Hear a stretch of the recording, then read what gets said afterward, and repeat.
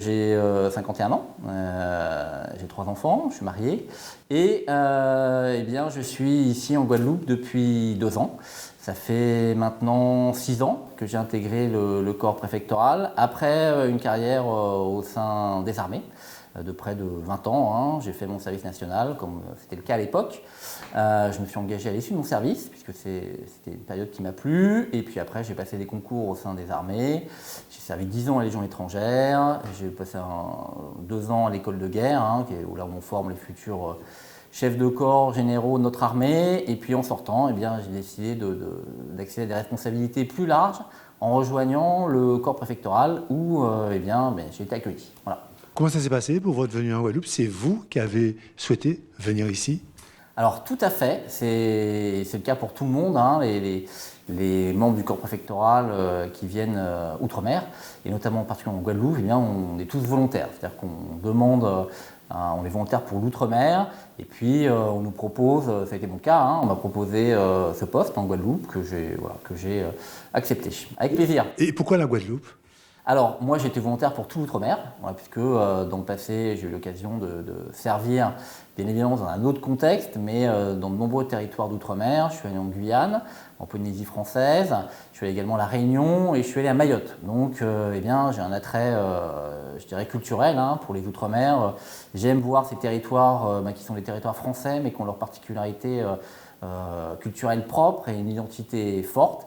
Donc ça nous pose à nous interroger par rapport à nous-mêmes et renforcer notre acceptation de l'autre. Ça oblige à se remettre en question, puisque certes on est toujours en France, mais on a des coutumes, une histoire qui est liée à la République ou à l'histoire de France, mais avec des particularités. Donc ce sont des territoires qui me plaisent. Je n'étais pas venu en Guadeloupe, et bien pour moi c'était l'occasion de découvrir un nouveau territoire. Quelles ont été vos premières impressions quand vous êtes arrivé en Guadeloupe?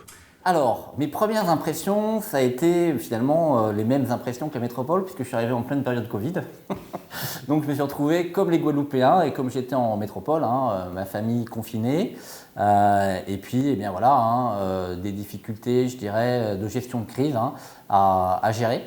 Donc j'ai pas malheureusement, à mon arrivée, on a eu cette période qu'on a traversée ensemble de Covid qui a été longue, qui a été difficile, hein, puisque forcément la nature humaine, eh bien, c'est une nature qui prête à découvrir les gens, à découvrir les choses.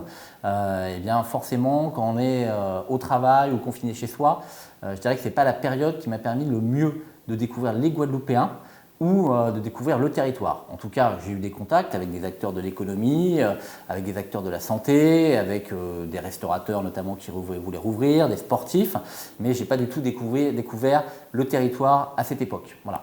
Et justement, lorsqu'on arrive sur le territoire, quelle est la première action qu'on mène? Est-ce qu'on essaie de découvrir un peu comment fonctionne le territoire? Est-ce qu'on essaie de comprendre aussi comment fonctionne la population?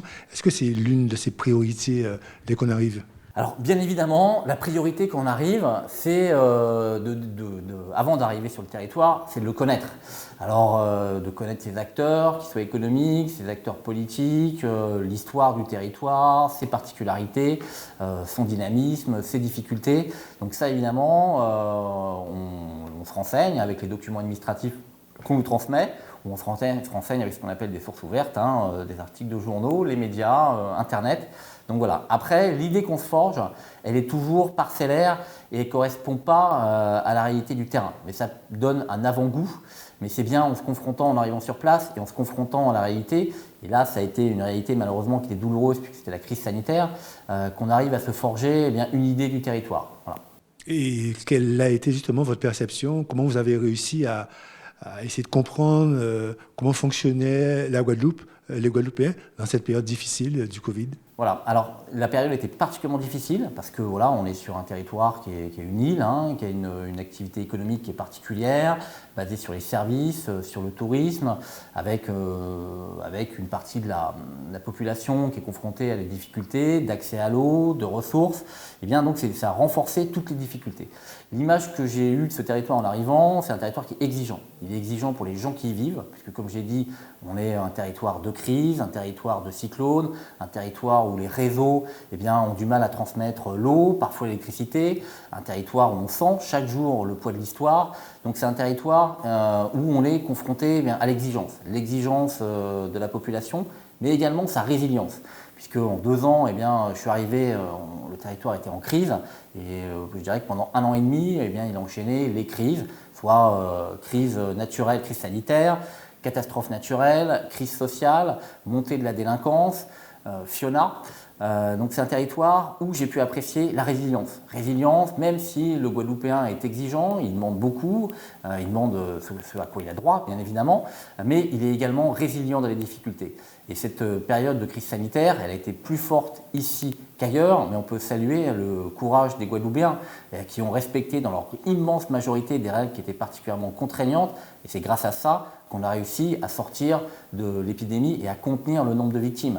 Je dirais que ça a été la même chose pendant la tempête Fiona et ses conséquences, et même les inondations qu'on a pu connaître à Pointe-à-Pitre. Alors bien évidemment, en métropole, j'ai connu des crises, des inondations, mais je n'ai pas connu la même résilience au niveau de la population. Ici, en Guadeloupe, je dirais qu'on a le souvenir de ces cyclones, le souvenir de ces tempêtes, le souvenir de ces inondations, et qu'on les supporte. On les supporte, parfois sans se plaindre, en nettoyant seul son habitation, parfois dans le silence, et sans être en demande trop forte, sans être en exigence vis-à-vis soit des collectivités, soit de l'État.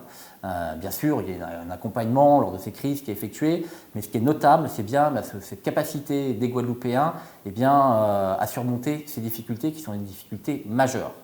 Comment s'organisent les journées de directeur de cabinet du préfet?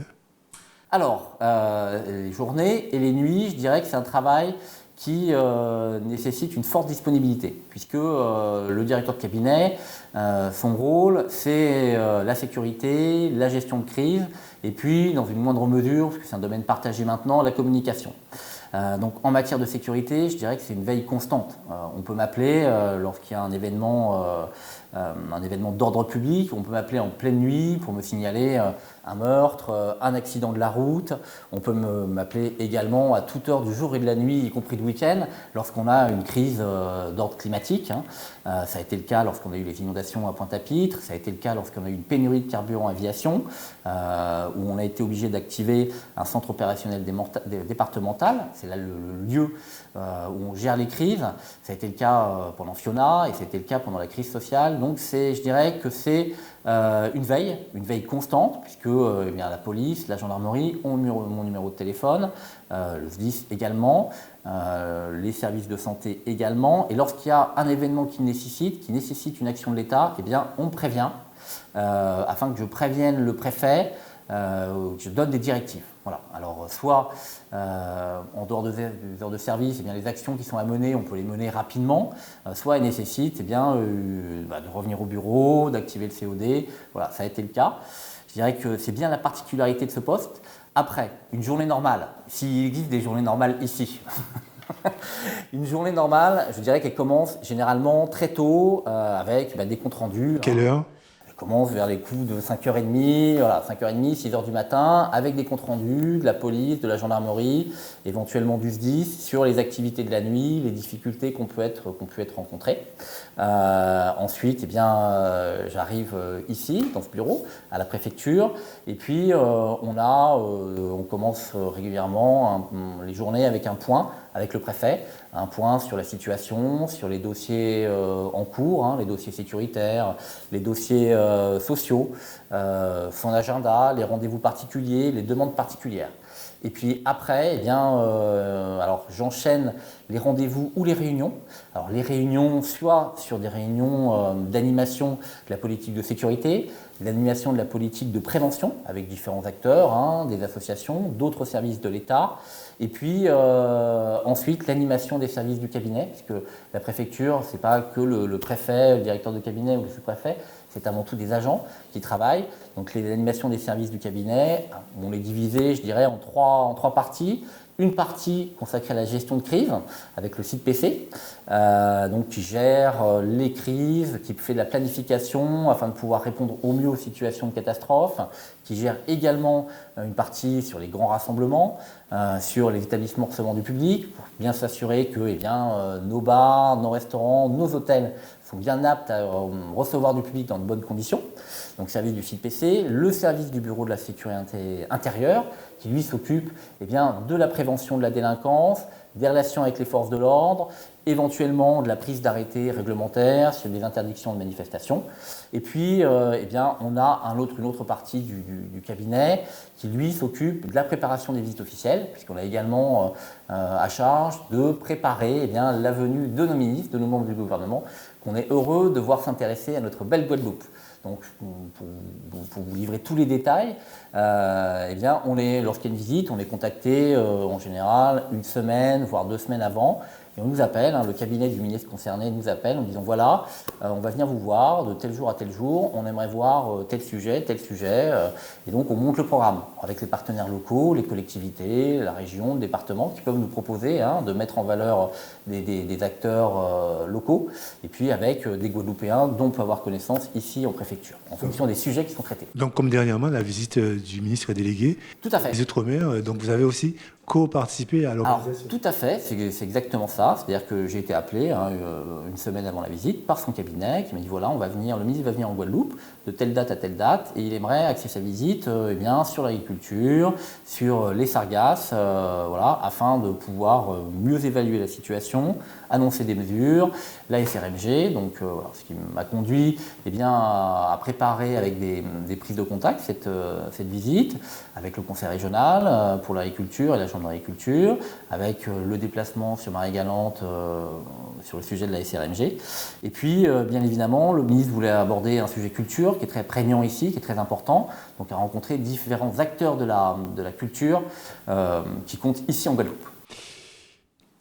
L'autre question que je vais vous poser, c'est concernant la représentation. Est-ce qu'il vous arrive de remplacer ou de représenter le préfet dans certaines manifestations ? Alors, d'un point de vue statutaire, parce qu'on est à un moment donné dans un monde de droit, on a cette particularité finalement, quand on dit qu'on descend des Gaulois, c'est faux.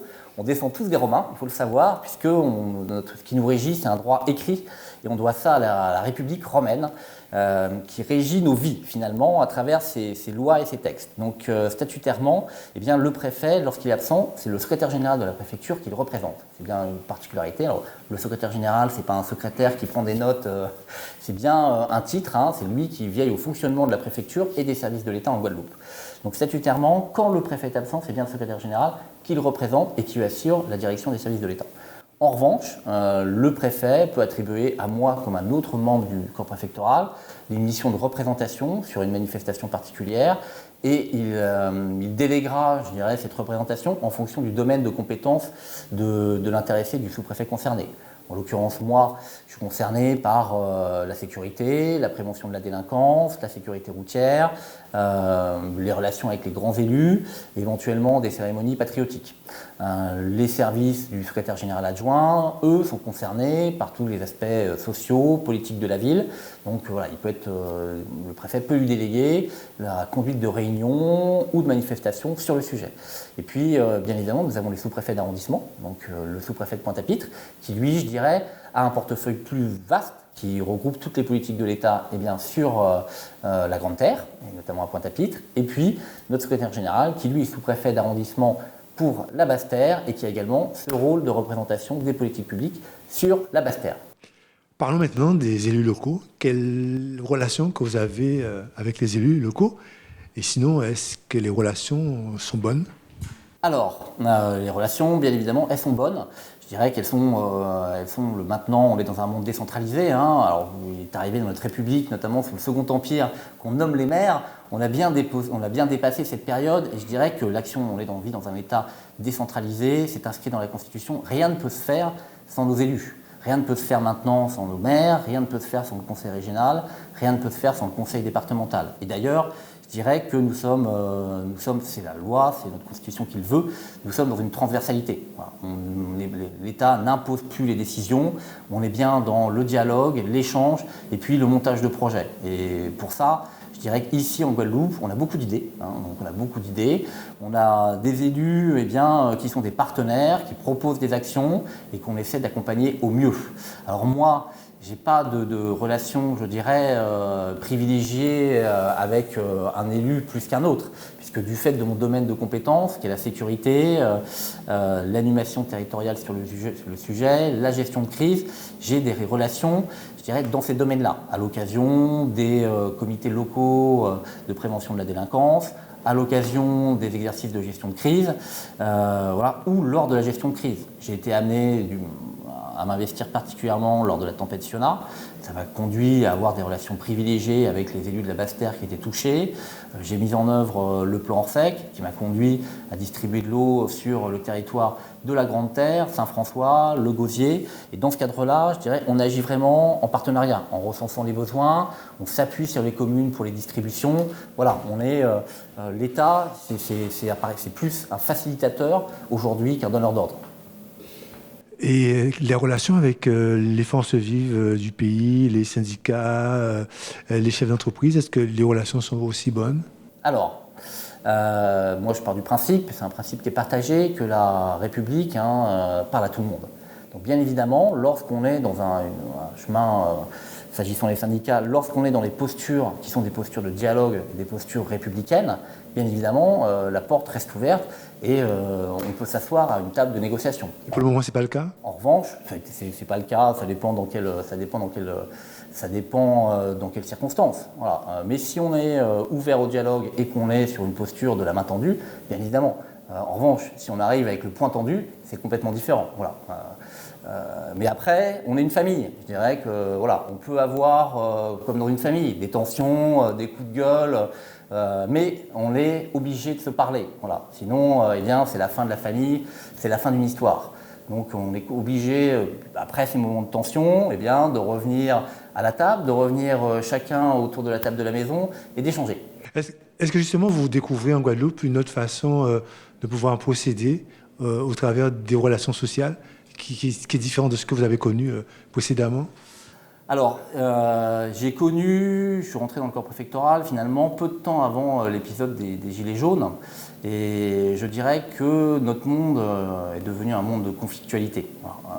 Conflictualité, il y a un particularisme guadeloupéen qui est exacerbé par le poids de l'histoire, par la pauvreté, par un sentiment d'injustice. Ça, c'est certain, on le sent. En revanche, on a, et vous le constatez actuellement en métropole, on a dans notre société eh bien, un fond d'insatisfaction, un fond de recours à la violence immédiate, et ça, on le sent ici comme ailleurs. Ce qui rend les relations avec les partenaires sociaux ou même les relations avec les individus plus compliquées. On est dans un monde où les relations se durcissent, on a déjà du mal à se parler en famille, on voit la cellule familiale qui explose avec de plus en plus de mères célibataires, des fils qui battent leur père, ça c'est vrai ici qu'en métropole. Donc on a une montée de la violence, une montée des rapports de force dans les rapports humains, et la Guadeloupe n'échappe pas à cela. Après, même si les rapports sont tendus, on arrive encore à parler. Voilà. Il y a évidemment quelques personnes ici qui ne sont pas dans le dialogue, et c'est le cas également, ça je l'ai vu ailleurs. Quelles sont ces personnes? Sans nommer. Non, mais je vous laisse. Vous êtes un meilleur observateur que moi. Je vous laisse mener l'enquête. Ce sera pour un prochain entretien. Alors, c'est vrai qu'en ce moment, il y a une actualité brûlante sur le personnel soignant suspendu. Quelle est votre position? Alors, bien évidemment, vous êtes le représentant de l'État, mais que pouvez-vous dire justement à ces personnes qui, depuis 18 mois, sont sans salaire, sont dans une difficulté, je dirais, hors du commun et dure? Alors, vous le savez comme moi, il ne m'appartient pas de communiquer sur la position des problématiques de santé, puisqu'on a un directeur de l'Agence régionale de santé, et si je communiquais à sa place sur ce sujet, je me mettrais en porte-à-faux. En revanche, mon rôle, c'est bien de dire que dans toute problématique, elle doit se régler par le dialogue et non par la violence. Voilà. Ce que je regrette, c'est qu'il y a une problématique, bien évidemment, qui est lourde, mais qui faisait réponse à une problématique de santé qui était extrêmement grave. Le recours à la violence, on ne peut que le condamner. Voilà. Toute problématique ne mérite pas des incendies, des émeutes, un appel à la violence ou de valoriser des actes de délinquance. Qu'est-ce qui vous agace le plus en Guadeloupe? Je dirais que... Alors, étant pris dans l'action, je ne suis pas agacé particulièrement par un sujet particulier en Guadeloupe. Alors c'est peut-être une erreur, hein, mais en 2 ans, j'ai eu le sentiment de faire avancer les sujets qui m'ont été confiés. Voilà. Je crois que je me suis beaucoup investi dans la sécurité routière, je me suis, par la force des choses, beaucoup investi dans la gestion de crise avec les équipes de la préfecture.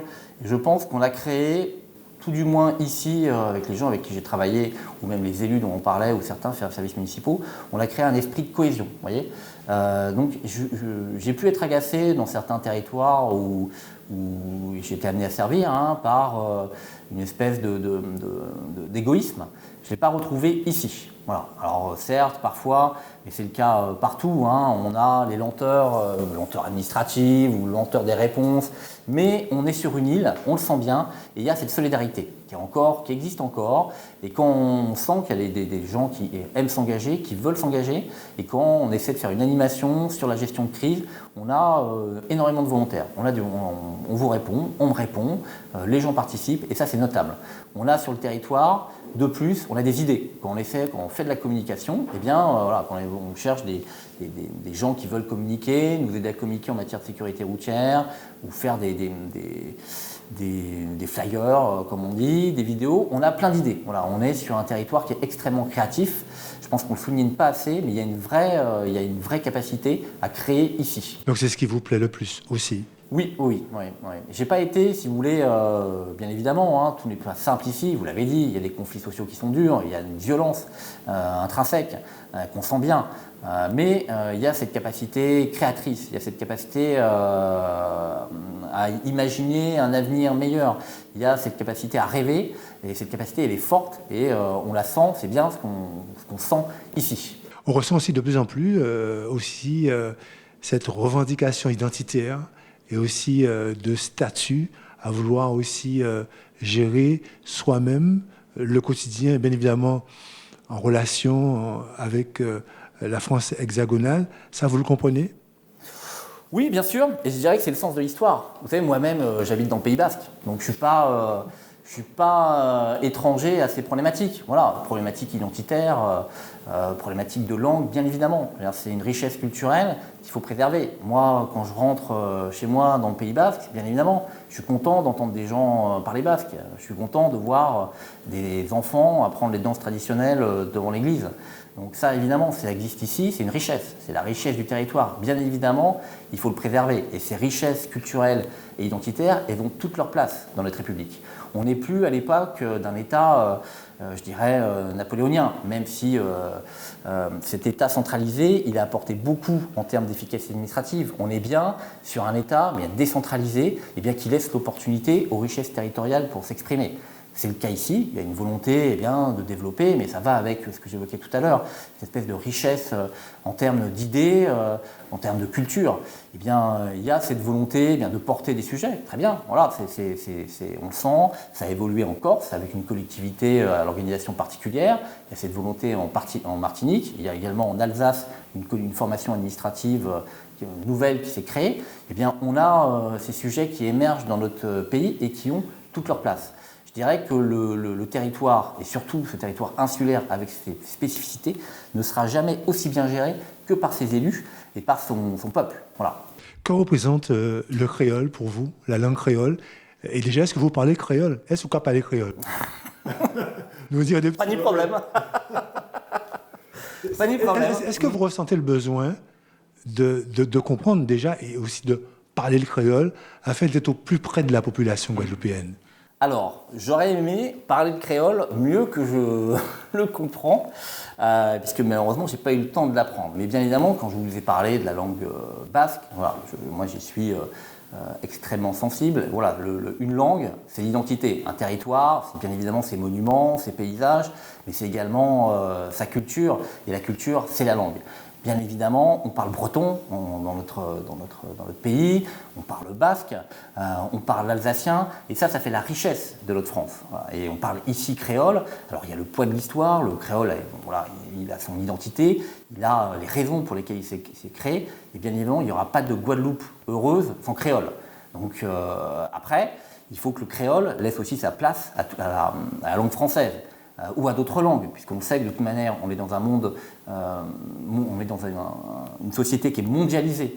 Donc je dirais que le créole, ça fait la richesse de la Guadeloupe et des Antilles, mais ça ne peut pas être la seule, ça ne peut pas être la langue du repli sur soi. Ça doit être une langue de l'ouverture, une langue qui doit s'exporter, mais ça, en aucun cas, ça doit être une langue qui sert de repli et de coupure par rapport aux autres. Voilà. Et je dirais que dans le Pays basque, c'est un écueil aussi qu'on rencontre. Hein. C'est des gens qui veulent parler qu'en basque et finalement, on se coupe de l'autre. Voilà. Qu'est-ce qui vous donne envie de vous lever le matin? Et bien de répondre à vos questions. Non, ce qui me donne envie de lever, c'est d'ailleurs ce pourquoi j'ai choisi ce métier. Hein. Vous êtes déjà posé cette question. Qu'est-ce qui me donne envie de me lever le matin? Alors, c'est une question que je me suis posée effectivement quand j'étais militaire. C'est pour ça que je suis parti. Voilà, je vais vous dire les choses franchement. C'est qu'à un moment. Et les légionnaires après, voilà, j'ai passé des concours. Après l'école de guerre, j'étais en état-major à Paris. Je portais un uniforme, mais j'avais une vie de fonctionnaire. C'est-à-dire que pour le coup, j'avais mes horaires. J'arrivais à 7h, je faisais du sport, parce que j'avais cette chance de pouvoir faire du sport tous les matins. Et puis voilà, à 18h, je pouvais partir. Donc je traitais des dossiers qui étaient des dossiers techniques, et j'avais une vie qui était celle finalement d'un fonctionnaire en uniforme. Et je me disais effectivement, quelle est la raison pour laquelle je me lève le matin. Voilà, j'avais fait des opérations, enfin bon, bref. Alors que ici, ou même depuis que je suis rentré dans le corps préfectoral, et particulièrement ici, je dirais que chaque journée est différente. Il y a des difficultés, il y a des affrontements, il y a des oppositions, bien évidemment, tout n'est pas simple, mais je dirais que chaque jour est un défi, et je dirais que chaque jour est un défi pour aider les gens. C'est bien le sens de la mission que je porte, quand on s'occupe de sécurité, ou pour mes collègues qui s'occupent d'économie ou de social. Ce n'est pas un travail pour l'État, c'est un travail pour la société et pour les gens. Donc le but, c'est bien de faire progresser les gens, de faire progresser des données qui nous aident à vivre ensemble, hein, que ce soit la sécurité, le social, le logement. Et c'est bien ce qui me pousse aujourd'hui, le matin, à me lever. Voilà. On pourrait dire que c'est ce qui vous passionne? Oui, effectivement, ça devient une passion. Voilà, résoudre des problèmes, hein, aussi compliqués ou simples soient-ils, mais voilà, qui concernent une entreprise, un particulier. Voilà. Alors après, il y a des échecs, bien évidemment. Hein, malheureusement, notre vie personnelle ou professionnelle, elle est peuplée de peu de réussites et de beaucoup d'échecs. Mais je dirais que chaque matin, eh bien, on sait qu'on a cette capacité déjà à générer des solutions. Et pas des solutions qu'on génère tout seul, qu'on génère en équipe. Les solutions, elles peuvent vous être proposées, on peut vous appeler ou vous écrire en vous disant voilà, je voudrais vous aider sur tel problème. Ça a été le cas en termes de sécurité routière, avec des sportifs, le vélo, avec des entreprises, avec des médecins. On peut avoir une entreprise qui vous appelle parce qu'elle a un problème de transport maritime, donc on peut être aidé par des transitaires.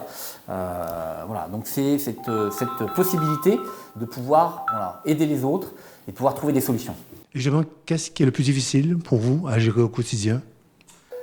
Alors, je dirais que c'est la violence. Voilà. Inévitablement, et vous l'avez dit, de manière, c'était sous-jacent dans votre question, on est sur un territoire qui est violent. En France métropolitaine, vous le voyez, hein, comme moi, on a cette violence aussi. J'ai parlé des Gilets jaunes, il y avait une violence qui s'est déchaînée. Et il y a cette violence, alors pas forcément cette violence collective dans les manifestations, il y a cette violence qui touche les familles. Hein, il y a ces hommes dans la même famille qui se battent entre eux, il y a des vols qui sont commis avec armes, des tirs qui sont effectués sans raison.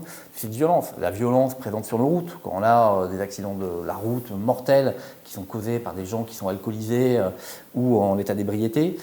C'est cette violence.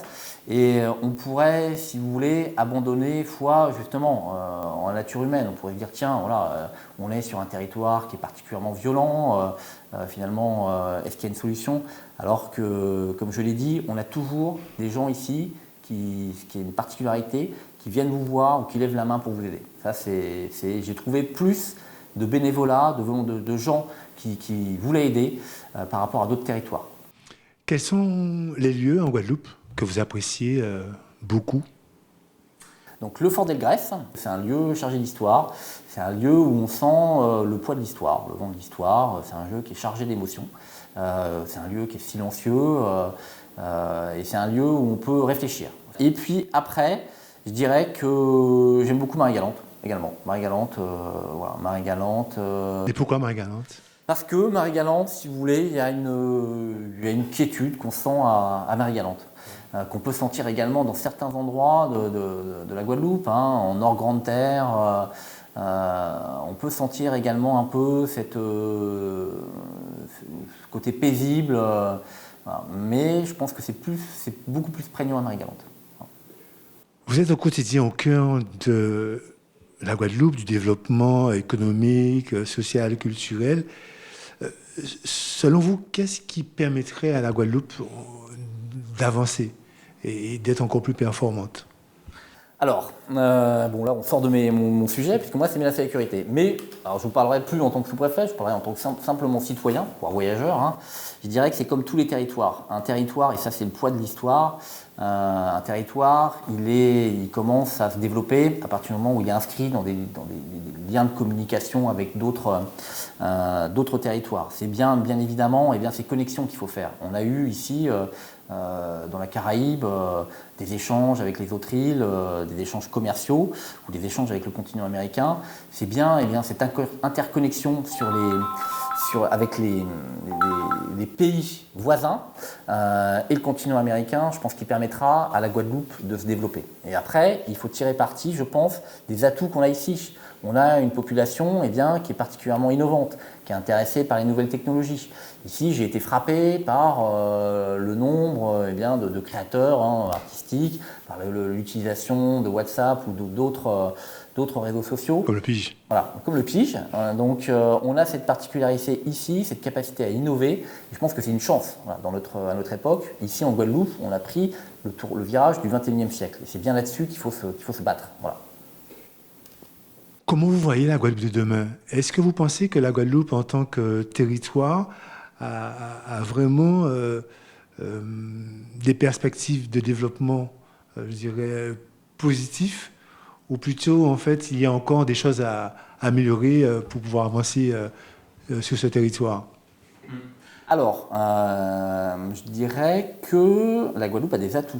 Elle a plus d'atouts que certains départements métropolitains qui sont plus enclavés. Hein. J'ai été dans le Massif central, où là, on est vraiment confronté à des difficultés de circulation. On n'a pas l'autoroute parfois, plus de lignes de train. Ici, on est sur une île, certes, mais on est quand même dans un environnement économique qui est favorable, avec l'Amérique du Nord, l'Amérique du Sud, des échanges, des lignes de communication, il faut s'y inscrire. Et comme je l'ai dit, outre ces lignes de communication à développer, ces hubs à créer, comme on dit en anglais, on a également une population qui a des idées, voilà, sur lesquelles je sais la capacité à innover, à nous surprendre. On a parlé des surprises dans le mauvais terme, mais on a également des surprises dans le bon terme. Donc il y a cette capacité à créer qui est forte ici et qui constitue un atout majeur et qu'on ne retrouve pas partout dans notre pays. On a quasiment fait le tour. C'est vrai qu'on aurait pu encore continuer, mais on va terminer sur un message. Quel message souhaiteriez-vous adresser justement aux Guadeloupéennes et aux Guadeloupéens qui vous regardent actuellement? Alors, le message que je pourrais adresser, c'est que tout nous rassemble. On parle beaucoup de différences à l'heure actuelle, mais ici comme ailleurs, alors que finalement, tout nous rassemble. Les difficultés qu'on rencontre ici, c'est des difficultés qu'on rencontre en métropole. Et on y arrivera, on parle de développement, on parle d'avenir. L'avenir, c'est un avenir en commun. Ce n'est pas un avenir les uns contre les autres, c'est un avenir les uns avec les autres qu'il faut construire. Merci. De rien.